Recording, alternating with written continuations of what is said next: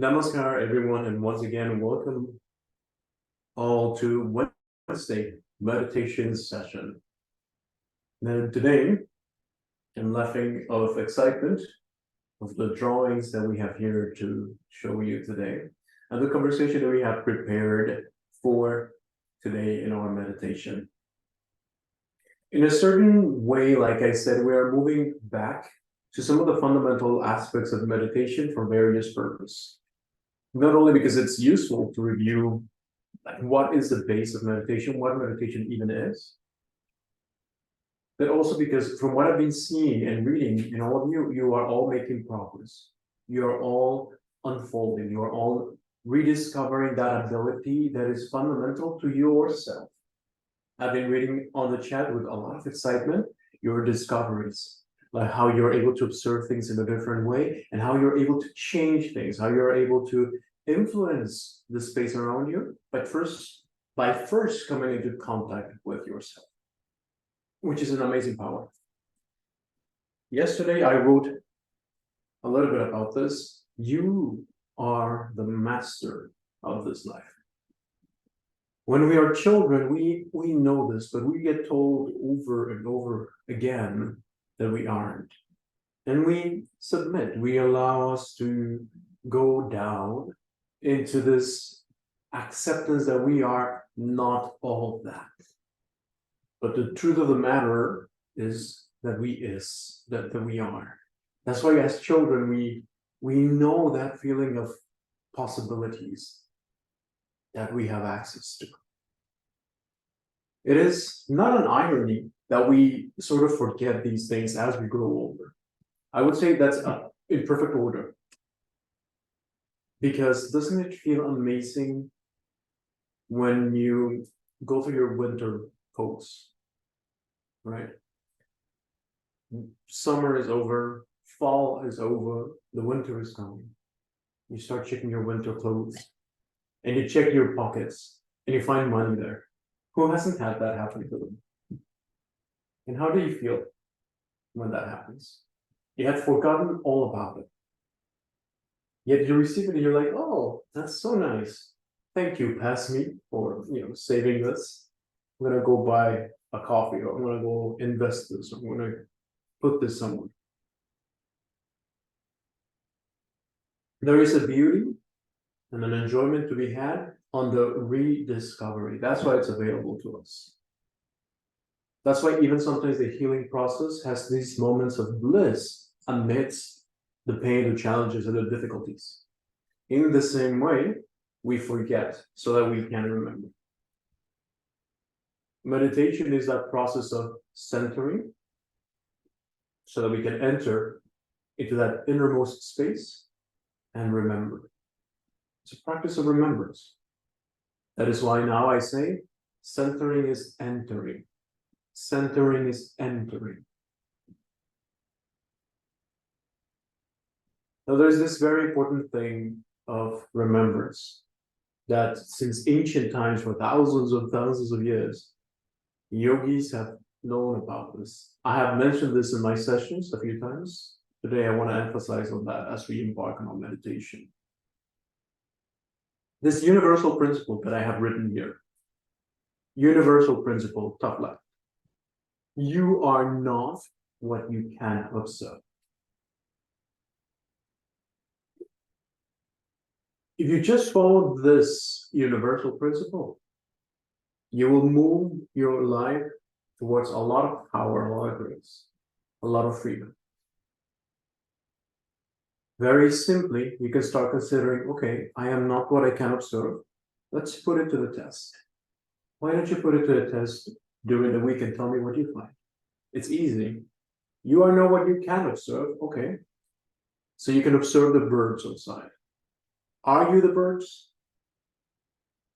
No, you're not the birds. You can say, okay, let me observe the clouds, the sky.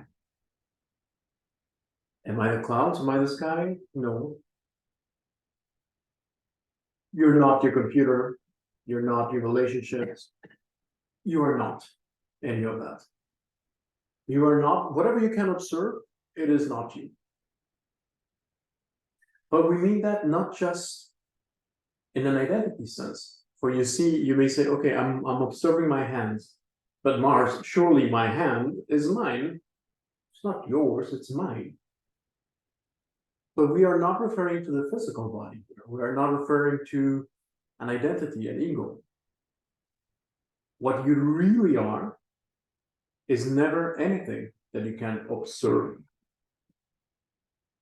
So if you think about this, you are not your body.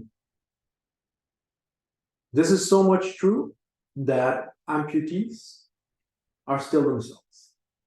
Sure enough, they may have gone through some physical trauma, but they are truly always themselves. If you have a surgery and they move your gallbladder, are you still yourself? Yes. If you change homes, you're still yourself. If you change weather, you're still yourself. If you change clothes, you're still yourself. You can get tattoo all over your skin and you're still yourself. You can add and remove, you can change, you can go up, you can go down, you can do anything that you want, but you will always be yourself. Because there is nothing that you observe that is actually you. And it gets even deeper. If this is true, if you're not your body, and then as we say in yoga, you are not the mind, that also means that you are not your behaviors. You are not your conditioning. You're not your karma. You are not your environment. You are not your patterns. You are not what has happened to you. You are not your trauma. That is not who you are. You may use it to create an identity, an ego that you use to navigate the world. But are you your ego? Is the ego really you? It isn't. So if it is not you, because you can observe it, right? You can observe the identity that you have created. My name is not Mars. That's not truly who I am. Mars is just a sound that people use to refer to me, but that's not who I am. This is not Mars. This is just an appearance that is used so I can interact with people, but it's not truly who I am. I am not my behaviors, whether I can be consciously aware of them or if they remain in my subconscious. Subconscious does not mean unconscious. Subconscious means that it's just not operating at the moment.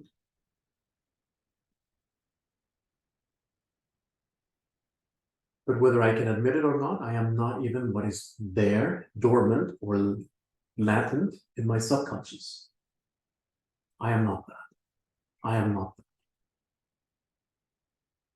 I am not that in my most fundamental self. So anything that you observe is not you. Anything that you send your attention to is not you. This also means that your energy is not you. The chakras aren't you. The energy currents aren't you. Your visions aren't you. All of that is things that you observe. Things that you observe. This is very important because of the qualities of the self. Here I have shown you the observer, the process of observation, and the observed object. This is divided in three so that you can remember to be aware of them, right? There is an observer, the most fundamental you. There is something called the process of observation, and then there is the observed object. Even though in the tradition we say that the observed object is a projection of the observer, and that light through which it is projected, that process of observation, is a light that comes from inside the observer, the most fundamental self or the most fundamental observer. Even though we say that, these are not the observer himself. This is like a movie screen. This is the rays of light that go from the cabin behind the movie theater all the way to the movie screen when we're in the darkness. And this is the projector. So whatever you see here, the apple, the object that you're observing, that is not you. It's also not you, the process of observation. What we are seeking to do is to connect back with this observer. And this is where we need to discover the qualities of the self so as to not become absurd. What does that mean? So I want you all to know who you truly are. I want you all to remember your qualities of your true self. I can only see a small part of the drawing. Is that so? You can only see a small part, guys? I can see the whole thing. You can see it all? Okay. If you're using a tablet or a phone there, sometimes you need to zoom in or zoom out. Sometimes with your fingers, or sometimes with the mouse, there's like a zoom option on the bottom right to make it bigger or smaller. Yeah. Yeah, I think I see you moving now. I see you moving. Yeah.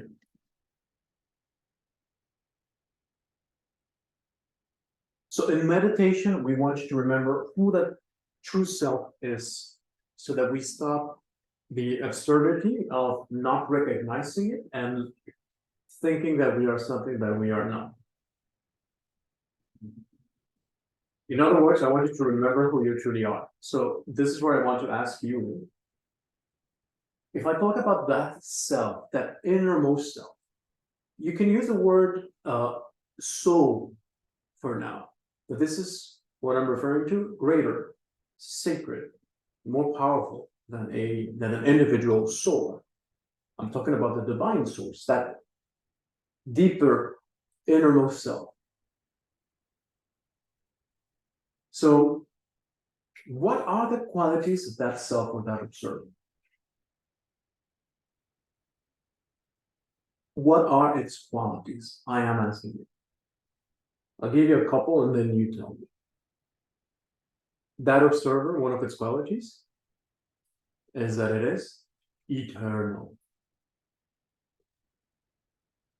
Because you have always observed you. And that observer in you has not changed from the moment you were born until today.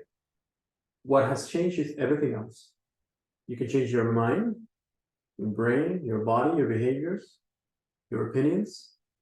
But like I said, all those are not your true self. Your true self has not changed throughout your entire life. So it is eternal. What else is that self?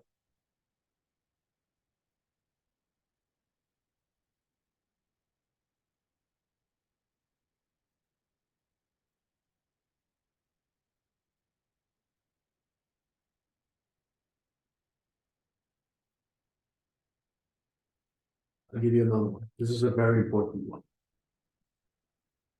That self is bliss. It's blissful.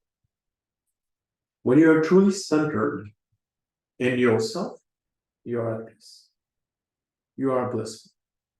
No ifs, ands, or buts. You are. And if you are not, then you are not centered in yourself. It's impossible. When you are centered in yourself, you are peaceful. You are eternal and unlimited. When you are truly centered in meditation, there is a feeling of timelessness. You can completely become unaware of the time. You can meditate for hours that feel like 5 minutes, or 5 minutes that feel like 10 hours. That self, another quality is that it's loving. Who else can tell me? What more are qualities of the self? Eternal, unlimited, loving, peaceful.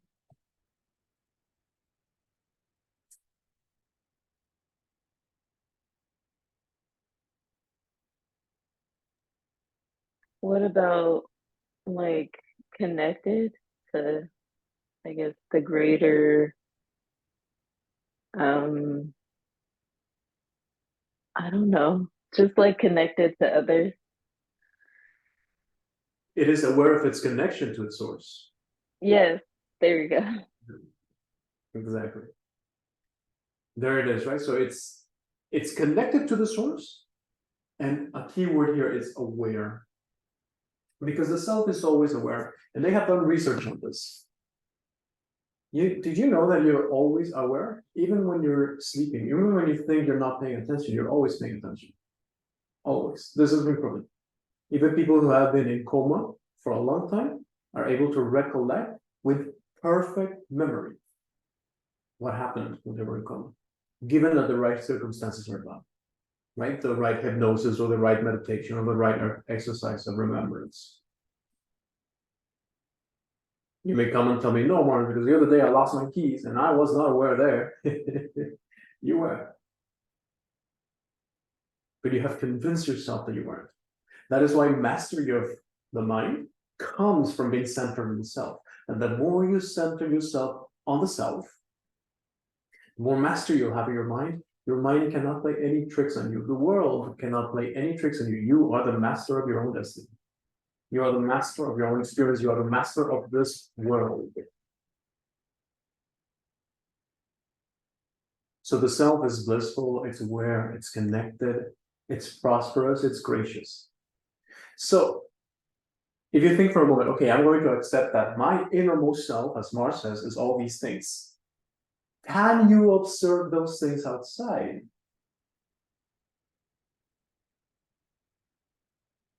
Can you observe them outside?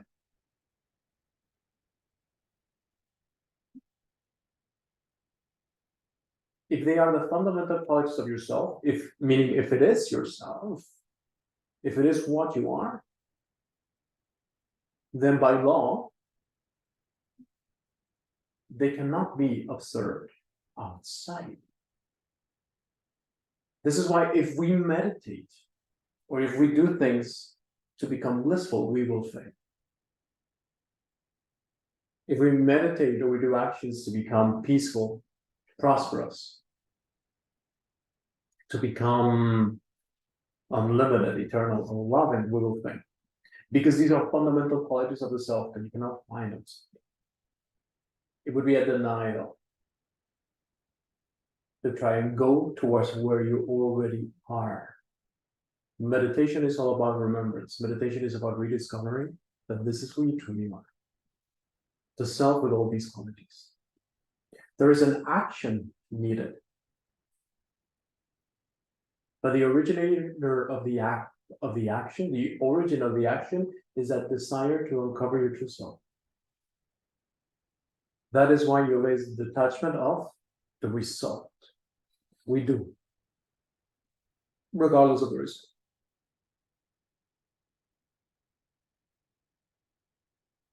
Through this, we can easily determine, who is guiding a proper meditation or not. If they're making you over fixate on the result or on the observed object, it is not authentic meditation because it cannot work that way. And that is one secret that is hard to grasp, that those who study have seen it and discovered it.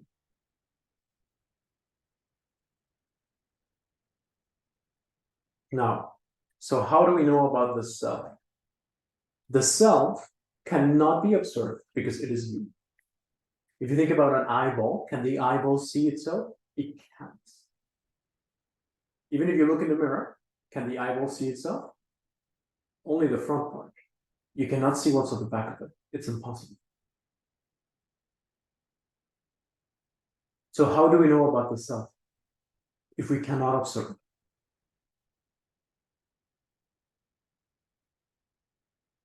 How do you know? How do you know about something even though you cannot observe it? How do you know about something even though you have no proof?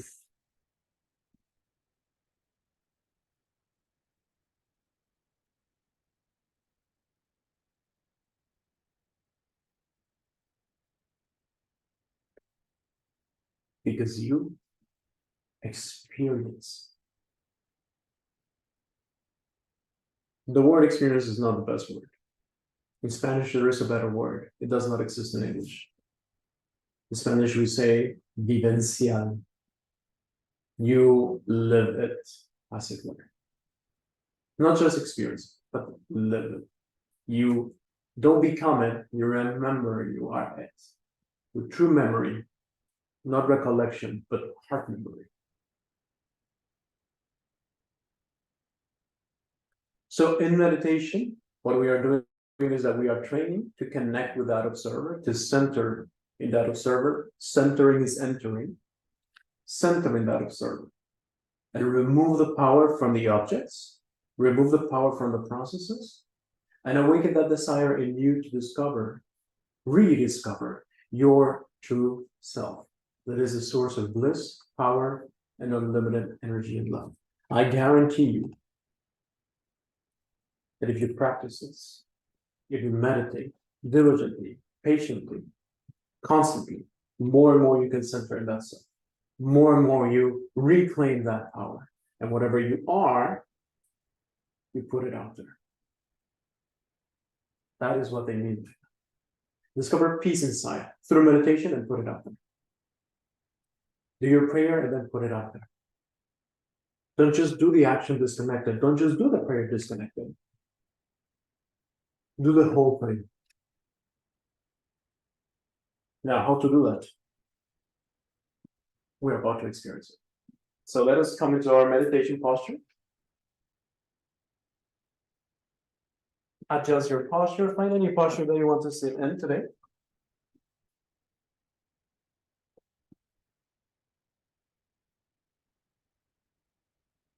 Find a good posture that feels comfortable, that feels balanced for you today, where you can keep your spine long, your hips settle down,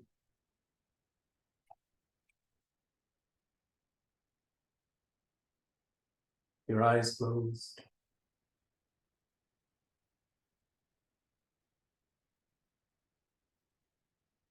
Become aware. Becoming aware is one of the fundamental qualities of yourself. That is why I insist so much on you opening that inner eye, that inner observing eye.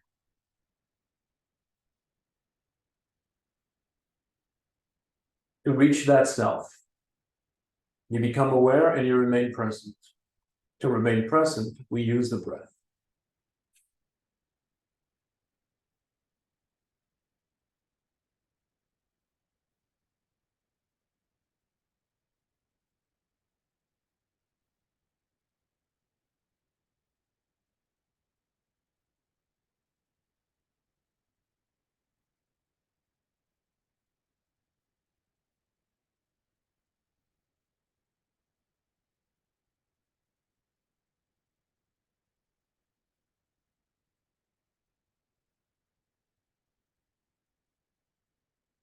By now, your capacity to remain present with your breath without distraction should be strengthened.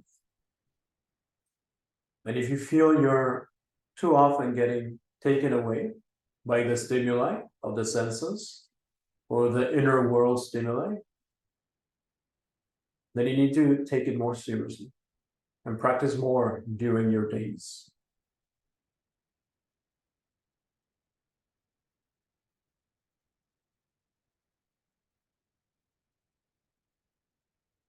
It is an exercise of your willpower to remain present and to refuse any distraction that can lead you astray from your path. Stay the course in the presence with the group.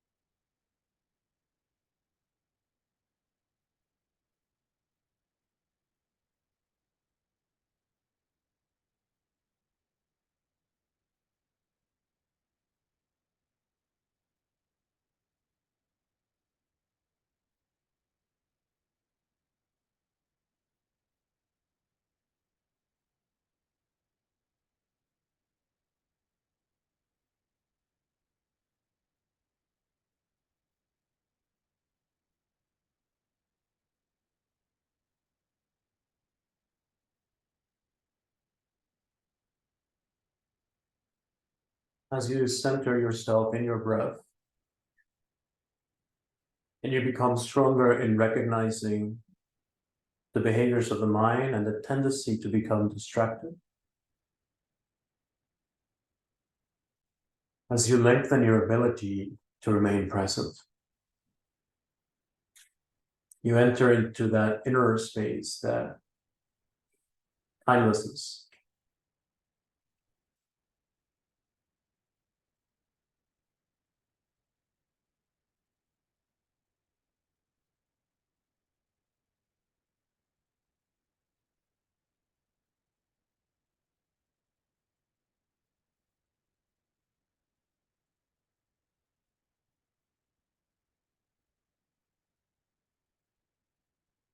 And as you seek to enter into that self, it's a beautiful and powerful desire. It's a good desire. It may even be possible that the distractions become stronger and that the tendencies become stronger, more accentuated. This is normal. There's nothing wrong with it. The more powerful your desire, the greater the obstacle.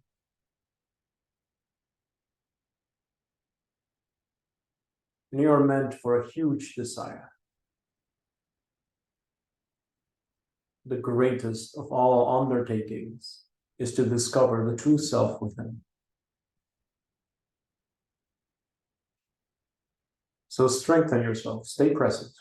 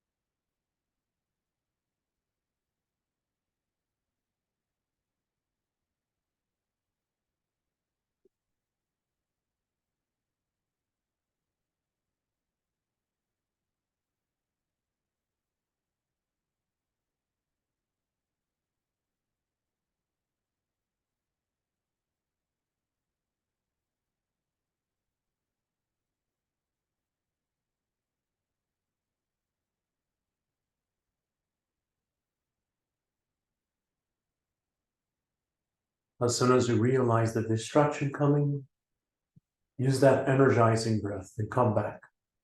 Stay present and reaffirm your loving decision to remain present, to remain seeking deeper and deeper, widening your awareness, expanding your attention.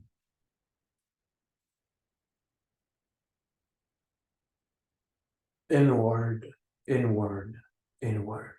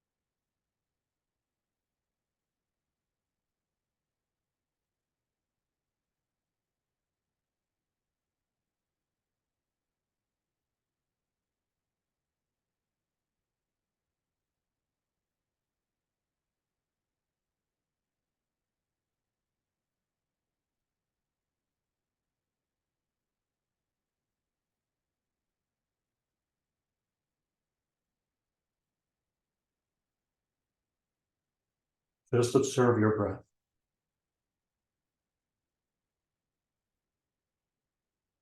And if you can't go deeper, with your eyes closed, move your gaze to that point in your brow.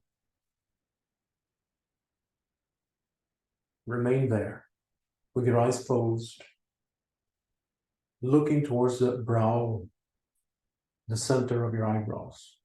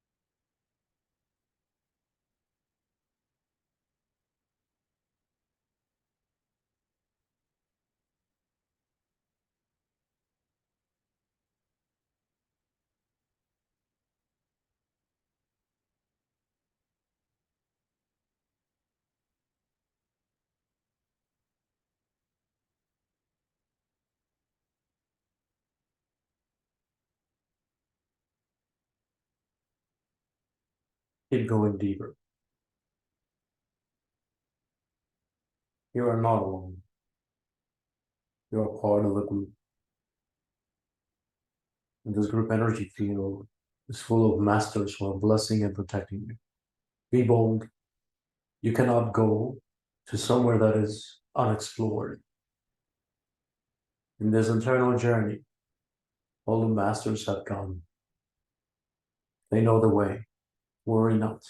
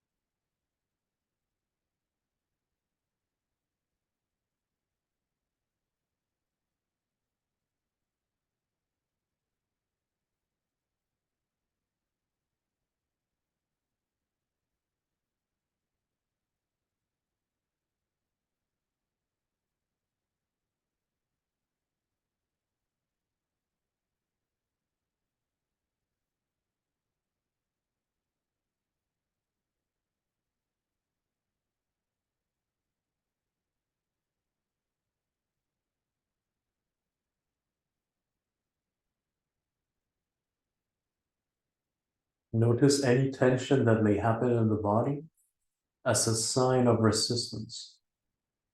Relax the body and soften up. Surrender.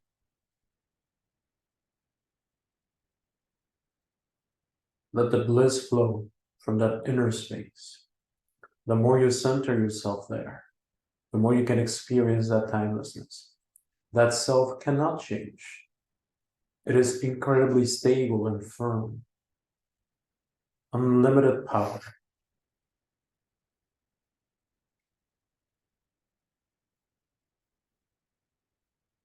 Rest in that self.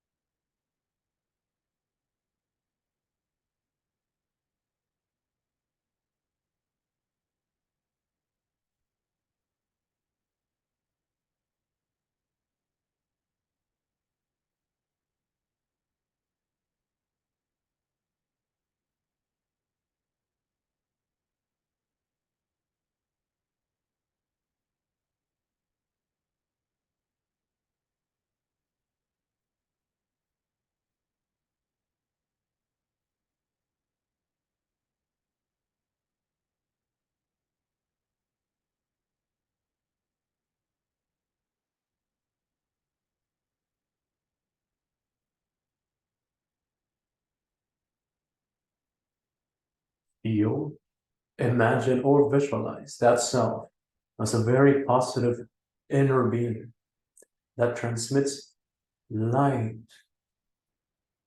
to every corner of your experience, your body, your mind, your energy. Everything comes from that self.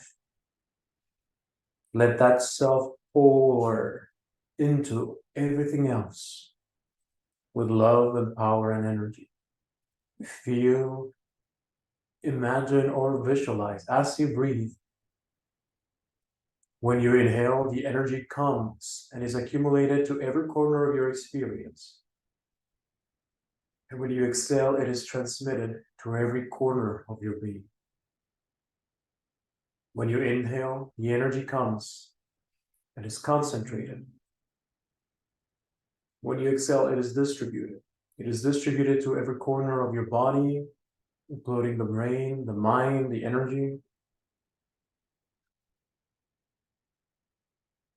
Let yourself become energized with conscious and loving deep breaths.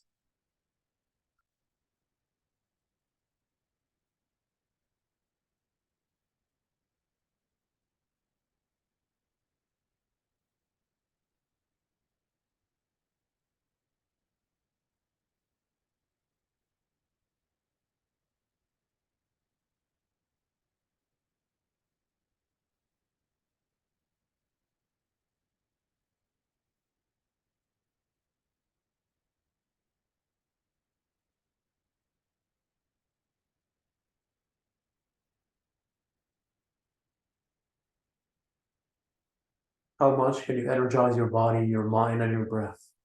How much can you open up your heart in preparation to reaffirm that link with your true self?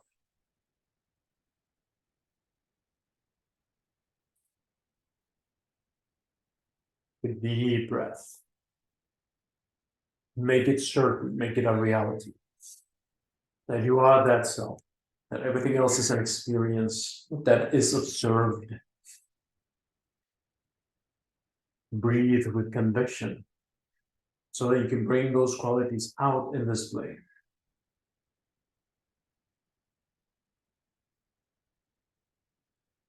Slowly release any extra concentration you may have.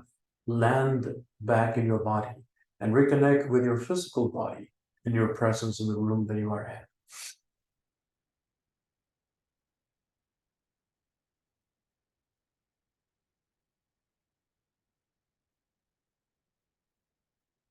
Bring the palms of the hands together. You can do the process of caring for your eyes.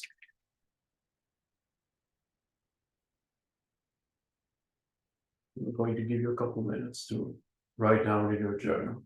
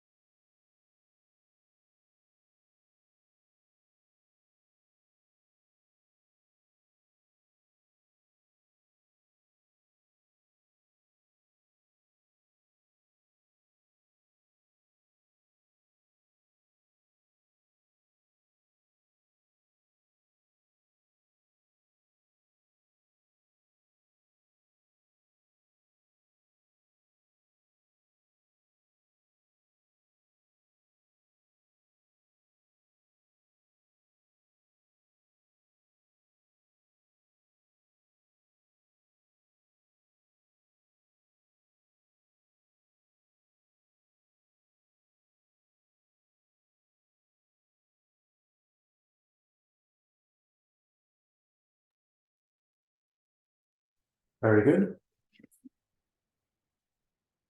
So we have a few minutes to talk. How was your meditation today?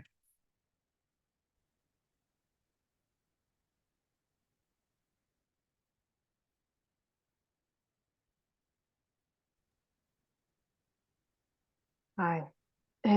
First of all, I'm very glad to see Karina back. I haven't seen her for a while. In the meditation, I felt like a very good and peaceful feeling. When you said in the beginning to stay present with the group, that was very inspiring because it made me very wanted to do that, like a feeling of not being alone. So that was very cool. I do felt that, so I had like this very good feeling, but it was also tricky because I thought I was in the present in the moment, and that it was this like good thoughts and like good memories of things recently happened, and it felt like I couldn't like detect it very easily first. So it was kind of like also like this intense working when I was okay, no, work. But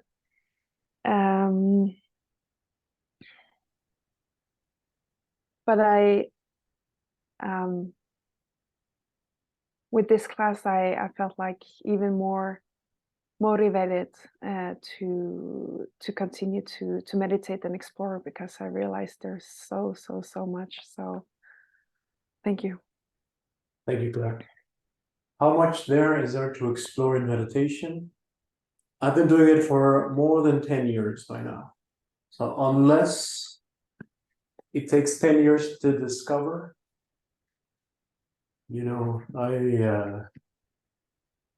I could say I've only reached the end if I could say, oh, today, 10 years I've discovered something. But no.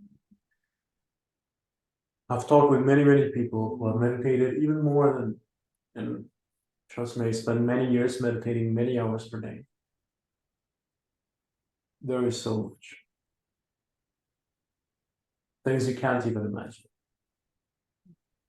That makes everything fall in place in a very weird way that you can only surrender to the magnitude and the power. And again, that's the power of the self. There is something to be said about what we see in meditation, but as you know, I do not guide you all very much into neither memory or imagination or visualization. You see how I constantly refer us back to the here, the now. And I do that very consciously for a reason. Not to say that there isn't something to discover. And that, as you know, we're moving gradually more into realms of spirituality and magic and esotericism to visualize. More and more we're doing. But you need a spaceship to go to space. And the spaceship is built through a healthy awareness of the identity, a healthy awareness of the ego, which is done in meditation and real life. Otherwise, that's why when people go to deeper explorations, they go to space and they get lost. And instead of them coming back, just a cloud of cosmic dust comes back. And it's not a person anymore. And I see that happen time and time again. Now, what we do see in meditation, memories, visualization, it's all very important. And even though I do not guide you very much on it, the honest truth is also that it is perfect and it is always showing you something. It will always show you. Just don't linger there. And I'm glad you felt connected to the group, as it is very important. We are always connected to a group, especially when we're meditating, but at all times. Remember, there's a timelessness.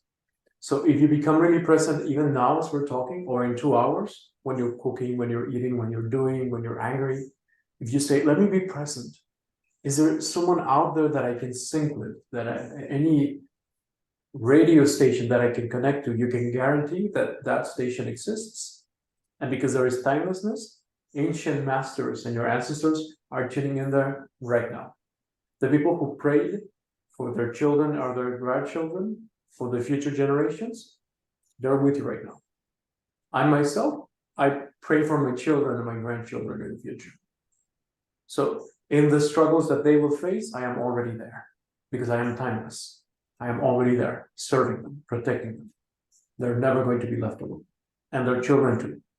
And down the lane so much that maybe they will never know that I'm their grandfather or great grandfather. But I'll be there no matter what, and I'll serve them and I'll protect them. So we are always connected to a group. If you are angry, you are allowed to be angry. But you decide to become the anger, you'll connect only to the WhatsApp group of angry people. And you'll see the nastiest people there, just influencing you. Hey, be more angry. Remember, oh, and remember this indignity. You say, yes. Even though I have not the dignity to remain present, I will fake being in indignation. And, indignation is a dangerous illusion. So there's always something to be said about being connected to a group. We are always connected to a group, always. Decide which group you want to be connected with. And if you're not sure which group you're connected with at this moment, it's very likely that you're not consciously choosing. Isn't that so? Who else? Thank you, Glenn. Who else wants to share something about their men? It's interesting that y'all mentioned the last part about being connected to people, because I was thinking about that also. I've been to so many places.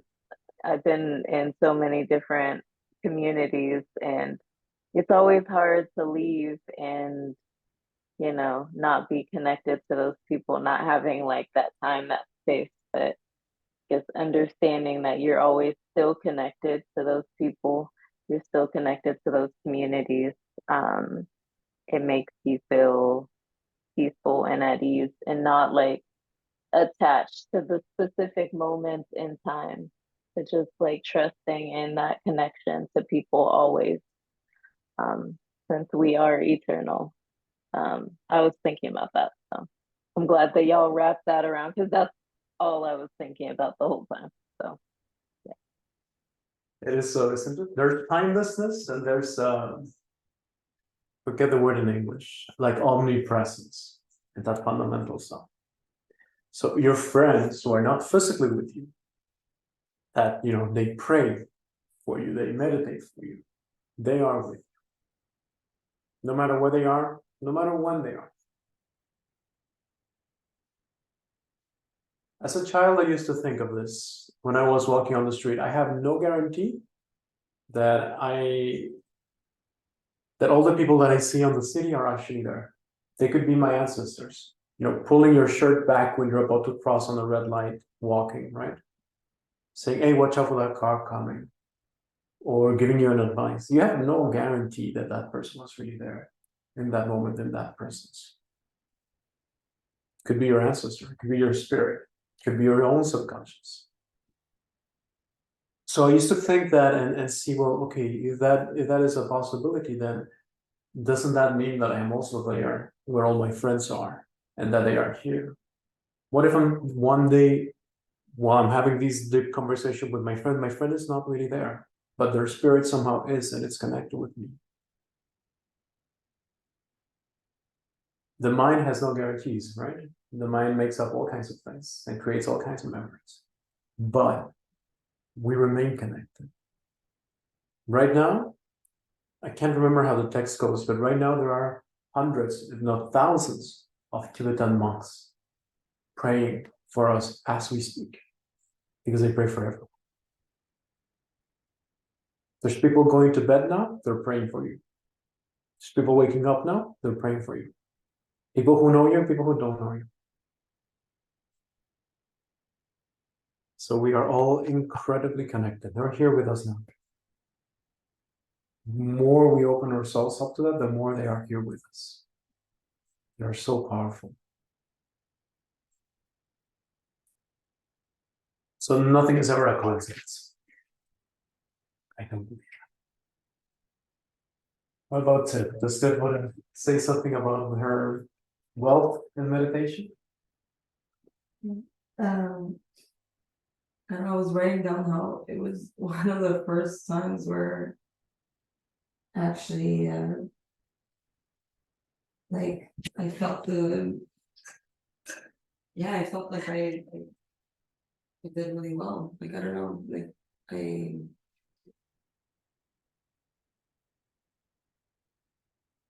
I don't know. Usually I get very distracted at times. Like when I come back to the breath, it comes back, you know. But I felt very still. Like I didn't even move. Like I felt like I was transported elsewhere in a way. Yeah.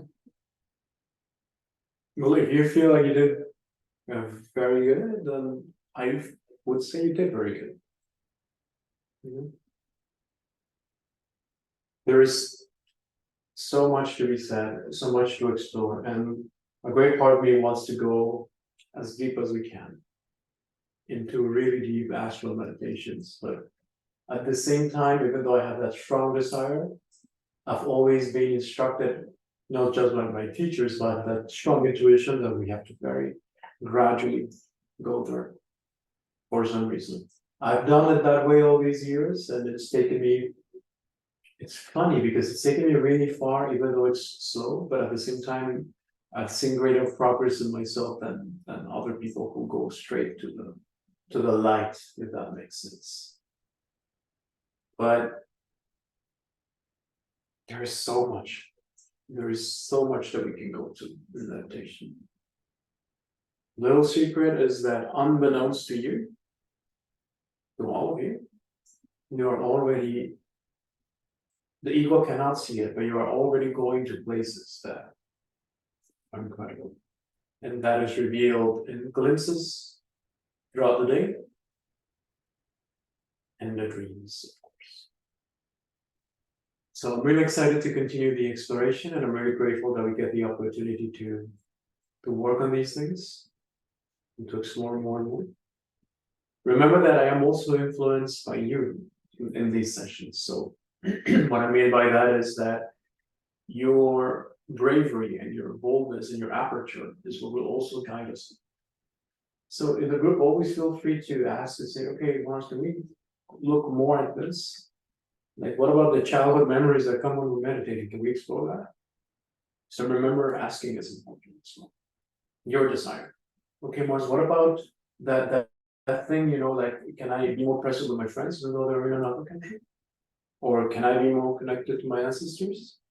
I feel like we are reaching a good place now in our journey together that we can go further. So that is all I want to say for now. I want to thank you all so much for your time, your energy, and your presence here. Keep a lookout for the workshops coming out Friday and Saturday. The promotion for September, the first 19 days of September's, you can sign up, renew your subscription, and another person can come. And also, I don't think I mentioned this in the previous class, but also for Vedic astrology readings all the way until the 19th of September, as many as I can schedule, right, will not be with price. They're actually going to be free, basically just donation based. Any reading that people get from me will be donation based. No matter the person, no matter the details about it.